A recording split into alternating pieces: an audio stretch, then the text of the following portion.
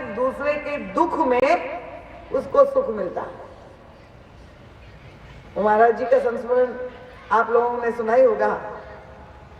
वो ईंट भट्टे वाला व्यापारी जो मिर्जापुर में परम पूज्य महाराज श्री एक बार कथा सुनाने के लिए गए, सारे शिष्य आए हुए थे, एक नहीं दिखाई दिया, सब बैठे हुए थे महाराज जी के पास। महाराज जी का स्वभाव बड़ा विनोदी था। महाराज जी ने पूछा, अरे वो नहीं दिखाई दे रहा है, ठीक तो है, कुशल पूर्वक 1 वर्ष भाग गए? सब लोगों ने कहा महाराज जी नहीं, बिल्कुल ठीक है, और इस वर्ष तो उसको बड़ा लाभ भी हुआ है व्यापार में। अभी उसकी चर्चा ही हो रही थी, जैसे हमारे मेहता जी यहाँ बैठे हुए, वैसे ही वो अचानक जो है वो व्यक्ति पहुंच गया। चर्चा उसकी कर रही थी, आज ने आके महाराज जी को प्रणाम किया। महाराज जी ने पूछा, क्यों भाई, कुशल पूर्वक है, खुश हो? प्रणाम किया। उन्होंने कहा, महाराज जी ने कहा, तुम्हारे चेहरे पे कोई खुशी नहीं दिखाई दे रही, प्रसन्न हो। हमने सुना है इस वर्ष तुम्हें बड़ा लाभ हुआ है, पर तुम प्रसन्न क्यों नहीं हो? उनका महाराज जी क्या बताए, ईंट भट्टे का व्यापार था, महाराज जी जानते थे। महाराज जी इस वर्ष तो बहुत मुझे लाभ हुआ, पर मैं यही सोच रहा हूँ, पिछले वर्ष बहुत जल्दी बारिश हो गई थी, मेरी ईंटें कच्ची रह गई थी।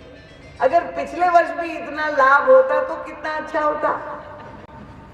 महाराज जी ने कहा, ठीक है भाई, गतम न शोचामी, पिछले वर्ष नहीं हुआ तो छोड़ दो, इस वर्ष तो हुआ, उसका आनंद ले लो।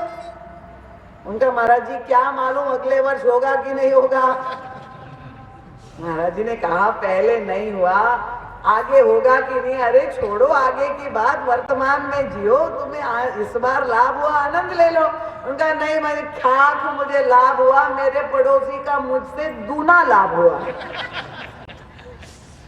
महाराज जी ने कहा, तेरा दुख कोई दूर नहीं कर पाएगा।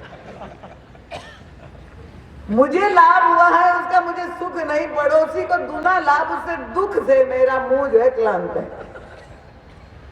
तो ऐसे व्यक्ति के पास अगर कामधेनु आ जाएगा तो क्या करेगा? उसका पूरे दुरुपयोग की संभावना है। वो एक लघु गाथा आपने सुनी ही होगी।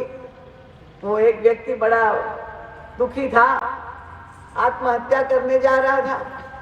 संत से मिलना हुआ, संत ने पूछा, उनका अभाव दरिद्रता से ग्रस्त हूं, तो उनका ठीक है, मैं तुम्हें वरदान देता हूं, तुम्हारी जो भी कामना होगी पूर्ण हो जाएगी, इच्छा होगी, पर एक ही शर्त है कि जो तुम्हें मिलेगा उससे तुम्हारे पड़ोसी को दूना मिलेगा तुमसे। और उस भले मानुष ने क्या मांगा मालूम है? उसने कहा, महाराज मेरी एक आंख फूट जाए। तो कामधेनु सदग्रस्त और कामना युक्त व्यक्ति के पास नहीं होती। वशिष्ठ जी ने नहीं दिया कामधेनु, उसका कारण यही था। विश्वामित्र राजा थे, उन्होंने कामधेनु मांगी, पर उन्होंने कहा नहीं, ये नियम के विपरीत है, और तब वही राजा का रजोगुण हावी हो गया, और क्योंकि सेना थी उसने वशिष्ठ जी पर आक्रमण किया। पर वशिष्ठ जी जो अहिंसा धर्म में स्थित थे, उनके पास एक ऐसा दिव्यास्त्र था, ब्रह्मदंड था, और उस ब्रह्मदंड के सामने राजा विश्वामित्र परास्त हो गए, सारी सेना परास्त हो गई। अब उनके अंदर प्रतिस्पर्धा, मैंने कहा ना, प्रतिक्रिया उत्पन्न हुई, ऐसा कैसे?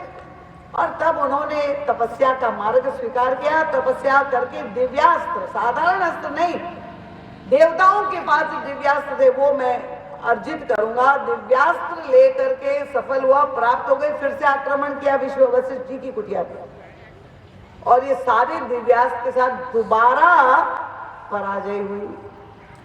और दोबारा जब पराजित हो गए विश्वामित्र जी, अब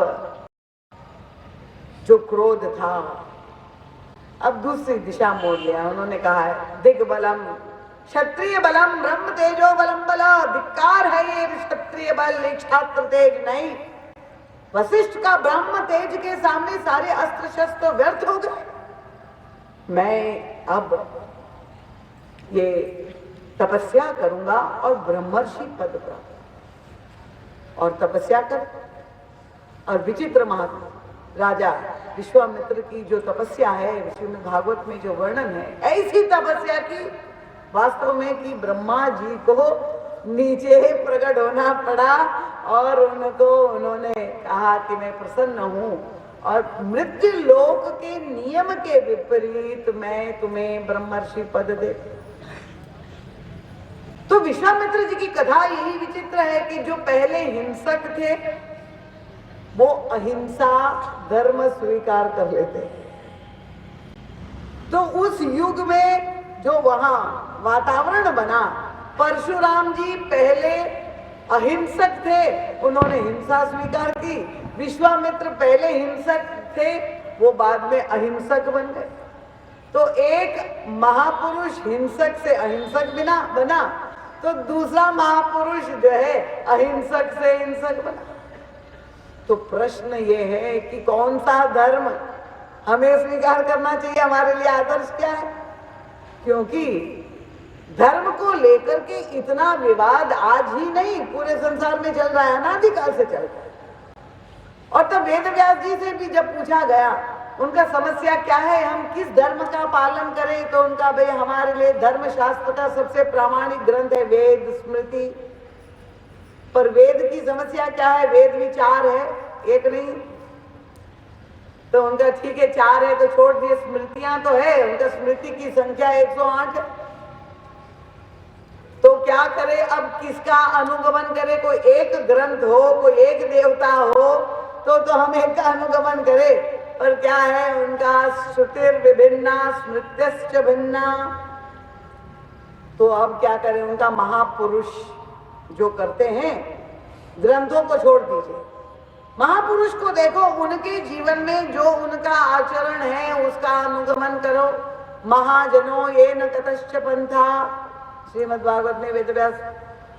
पर महापुरुष भी एक हो तब भी हम उनका अनुगमन करें। यहाँ तो महापुरुष लाखों की संख्या में, और हर व्यक्ति, इसलिए इतने धर्म, इतने संप्रदाय और इतना झगड़ा दिखाई दे रहा है। किस महापुरुष, किस आचार्य, किस गुरु, किसका अनुगमन हम करें, प्रश्न है। और उस युग में भी यही स्थिति थी। एक और जो है परशुराम जी अहिंसा को छोड़ के हिंसा में स्थित हो गए, हिंसा धर्म को स्वीकार कर लिया।